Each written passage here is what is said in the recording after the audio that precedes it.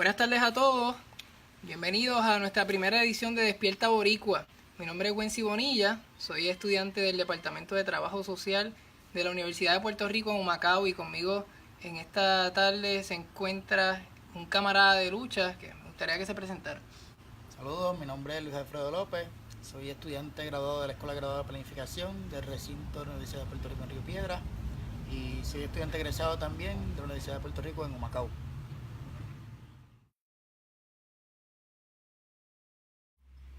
En esta ocasión vamos a estar conversando acerca de la participación estudiantil en el pasado proceso huelgario de la Universidad de Puerto Rico.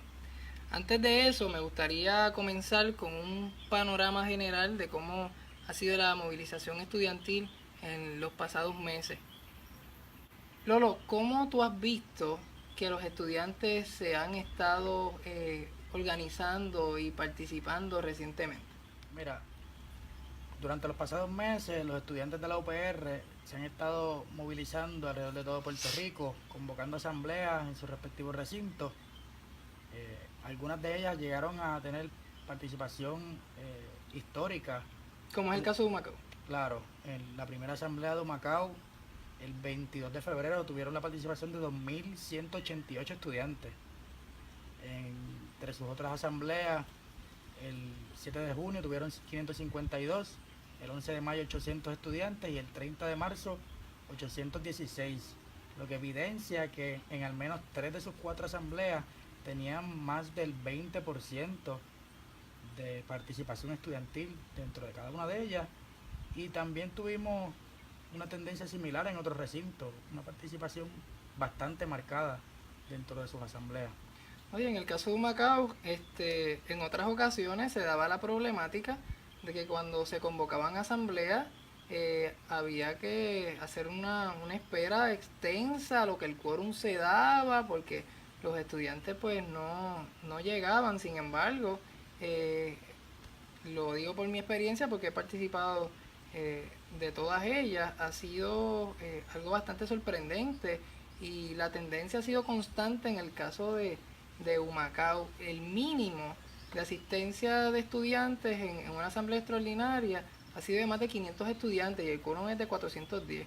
Así que yo creo que ha habido el interés en los estudiantes acerca de la situación que estamos enfrentando está aumentando, y eso es una buena señal dentro de la participación estudiantil. Creo que es importante que también mencionemos la organización de los grupos. Eh, por lo general, los movimientos estudiantiles ocurren en un escenario de paralizaciones y demás, y en el caso del colectivo estudiantil universitario, conocido como Búhos en Lucha, sucedió de igual manera.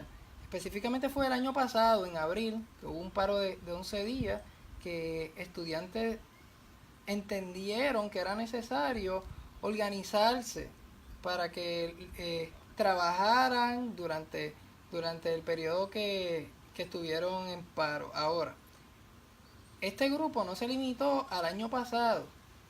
Nuevamente, específicamente en febrero, en uno de los paros, volvieron a reorganizarse. Esto implica división de trabajo a través de comités, reuniones de planificación, organización y delineación de estrategias para trabajar. Ahora, Búhos en Lucha no se limita a los portones cerrados, y eso es lo que, ¿verdad? Quizás algunas personas no han podido ver.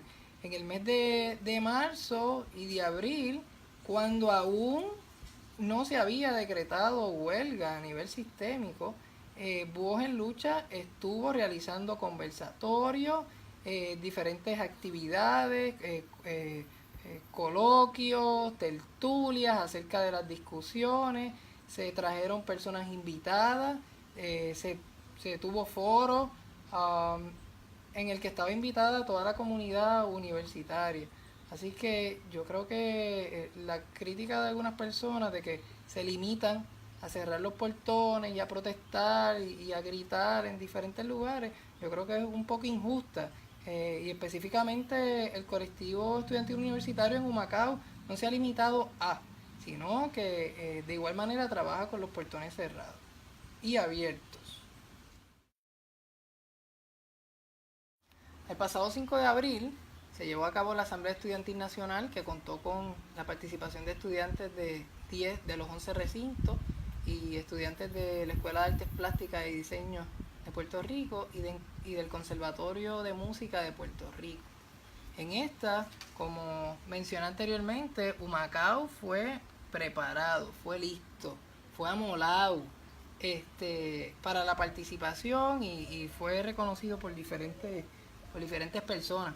Entre ellas se presentaron mociones en posicionamiento estudiantil en contra de los recortes, del cierre, de privatización de recintos. Uno de ellos fue relacionado a la solicitud o la exigencia de la renuncia de la presidenta de ese entonces, Nivia Fernández, porque los estudiantes entendían que no estaba haciendo una labor digna de su puesto. Además de eso, allí se aprobó una moción de una huelga sistémica, la que incluía las otras unidades de educación superior pública. Bien, habiendo dicho esto, Lolo, ¿qué tú entiendes que motivó a los estudiantes a expresar su reclamo de esta manera? Pero bueno, sí, yo creo que dentro de ese espacio que contaba con, como bien ya mencionaste, la participación de los 10 de los 11 recintos y otros de las escuelas antes mencionadas, entre la convocatoria de más de 10.000 estudiantes, la euforia del momento, discutiendo la indignación que sentían ante estas medidas de austeridad propuestas por la Junta de Control Fiscal, traídas a la mesa por el gobierno entrante, yo creo que levantó o despertó un sentido de pertinencia mayor al que ya tenían, que se fue generando durante los pasados meses. O sea, que tú entiendes que hay un elemento de pertenencia envuelto en la reacción que puedan tener los estudiantes. Claro, estamos hablando del desmantelamiento del sistema público de educación superior accesible, y yo creo que ha sido un llamado a la justicia social lo que han hecho los estudiantes, además de incluir, por ejemplo, dentro de sus reclamos la auditoría de la deuda, que es un reclamo a nivel nacional. Yo entiendo que ha sido pues precisamente eso, un reclamo a una justicia social. Creo que visualizando los recortes que se proponían en esos momentos, así como la necesidad de auditar la deuda, pues se entendió pertinente entrar en una huelga sistémica aprobada por la mayoría de los recintos en esos momentos. Posteriormente Mayagüez al día siguiente, ya que no contaba con quórum, pero eso dio paso a la paralización de la mayoría de las unidades dentro del sistema de la Universidad de Puerto Rico. Yo quisiera señalar, ya que mencionaste acerca de lo público, y es que lamentablemente muchas personas, su perspectiva, su visión de lo público es lo gubernamental. Y cuando piensan en asuntos de corporaciones o instituciones de esa índole, piensan, eso le corresponde al gobierno, pero no. Las instituciones públicas involucran no solamente que busca servir al bien social de un país, sino que de alguna manera son pertenencia del pueblo. Así que de alguna manera los asuntos que afectan las instituciones públicas involucran, corresponden y de alguna manera impactan a las comunidades de nuestra sociedad. Así que yo creo que en el caso de la Universidad de Puerto Rico, identificándolo como un sector, ha habido ese despertar en cuanto a la permanencia, y por eso se utilizan expresiones como nuestra universidad, mi universidad, que a través del lenguaje se está expresando el nivel de pertenencia, que yo creo que es algo que debido al estatus de nuestro país se ve un poco limitado. Las personas no tienden a ver las instituciones públicas de esa manera, Y yo creo que es una razón por la que las personas se mantienen a la periferia, se mantienen al límite de participar, de exigir o de reclamar de instituciones que le corresponden, que son suyas, que son del pueblo de Puerto Rico. Y lo mismo sucede con el gobierno. Entonces, es bien irónico, entiendo yo acá en la reflexión, que por un lado la Constitución diga que el gobierno sirve y le pertenece al pueblo de Puerto Rico. Y por otro lado, las personas digan, no, eso le toca a los políticos, eso le toca a los senadores, a los que están en el Capitolio, les corresponde trabajar con ciertas cosas. Y eso yo lo he escuchado en el caso de la Universidad de Puerto Rico. Así que, según lo que has presentado, ha habido un despertar en los estudiantes y parte de ello involucra el aumento del sentido de pertenencia y a su vez de la responsabilidad. Las personas entienden que algo le corresponde y el nivel de responsabilidad y compromiso de alguna manera aumenta, ¿no? Claro, y es algo que debe trascender más allá de los estudiantes, porque como bien menciona, los servicios de la universidad se extienden mucho más allá de darle clase a un estudiante. Muchas personas parten de la premisa de que si ellos no están tomando clases físicamente en esa institución pública, pues no les compete nada, pero la Universidad de Puerto Rico le ofrece muchos servicios a las comunidades. De hecho, cada recinto es una economía de por sí para la región. Así que estamos hablando de un impacto mucho más allá de que un estudiante pueda tomar clase o no. Eso es algo que muchas personas no consideran o contemplan a la hora de hablar sobre la Universidad de Puerto Rico. En Humacao, la huelga, no la lucha, culminó luego de 62 días que rindieron fruto. Esto, ya que hemos estado hablando de la participación estudiantil, estar 62 días de forma interrumpida en estos procesos requieren de la participación constante de estudiantes. Sin embargo, muchos hemos concluido que por falta de apoyo de más estudiantes, los procesos se limitaron y yo entiendo que es importante que nosotros consideremos el poder de la organización y la movilización social. En este proceso hay muchas personas que se han estado quejando acerca de cómo se han realizado las cosas y que la huelga duró mucho tiempo, que no debía durar mucho, pero yo creo que parte de lo que limitó o extendió el periodo de tiempo de esta paralización fue incluso la falta de participación de diferentes sectores, incluyendo a los estudiantes. En el caso de la Asamblea Estudiantil Nacional, sobre más de 300 estudiantes votaron a favor de la huelga y cuando se fue a ratificar fueron más de 500 estudiantes los que ratificaron y entendieron que la huelga era el método que se debía utilizar. Sin embargo, en lo práctico, la cantidad era mucho menor. Y yo creo que dentro de la crítica que se hace al movimiento estudiantil, yo entiendo que debemos considerar esto. Y es que, mira, la crítica no debe ser a aquellos que realizaron diferentes esfuerzos, porque hay algo en lo que estamos de acuerdo, aquellos que creen en el método de huelga y los que no. Y es que los portones debían abrirse, y de eso no hay problema. Ahora, el proceso para que eso se llevara a cabo era diferente. Y muchos de los que participamos en la huelga, nuestro deseo era que los portones se abrieran.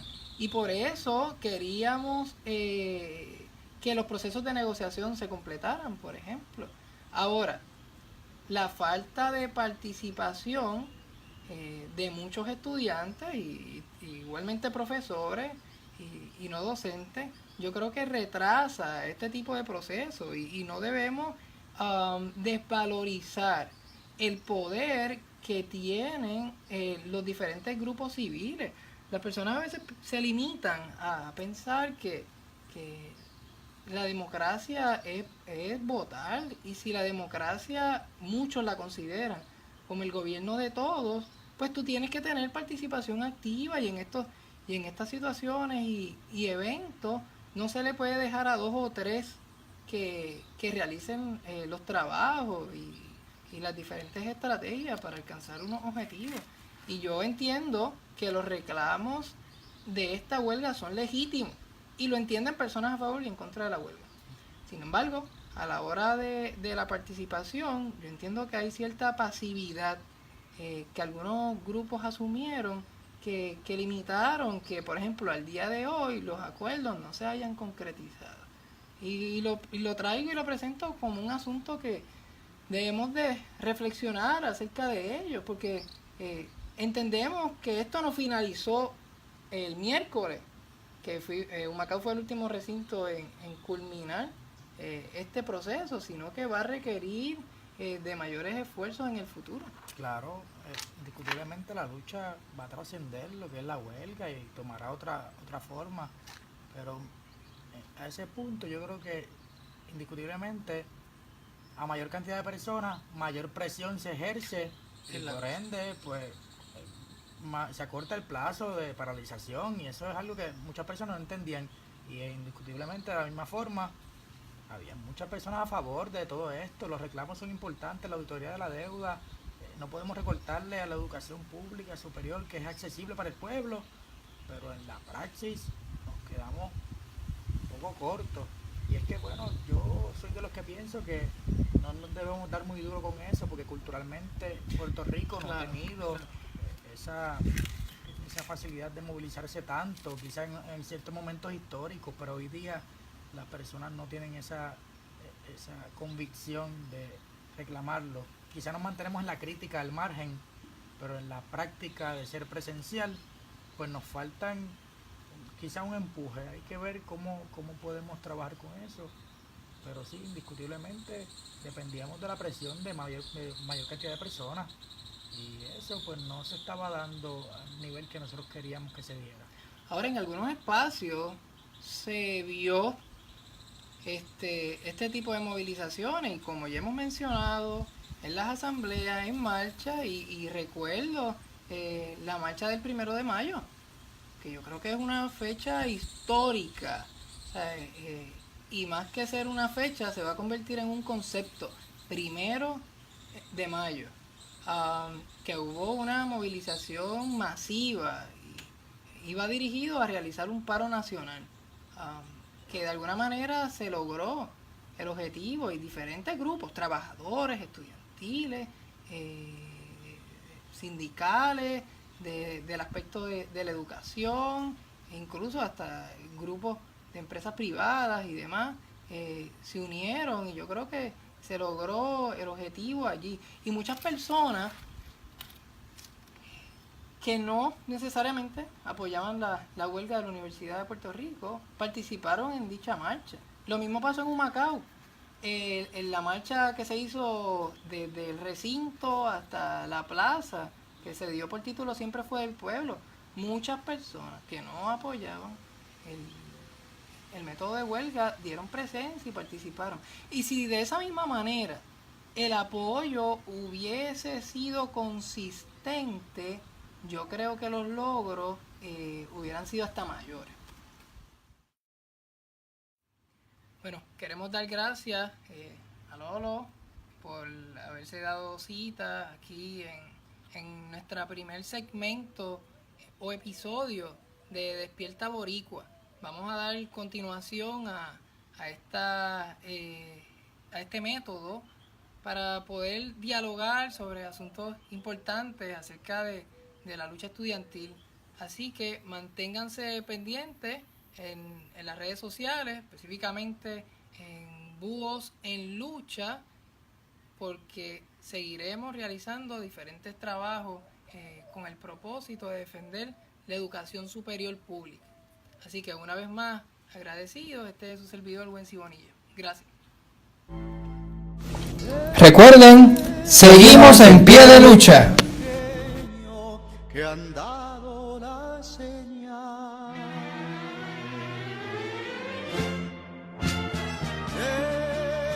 Despierta de ese sueño que es hora de luchar.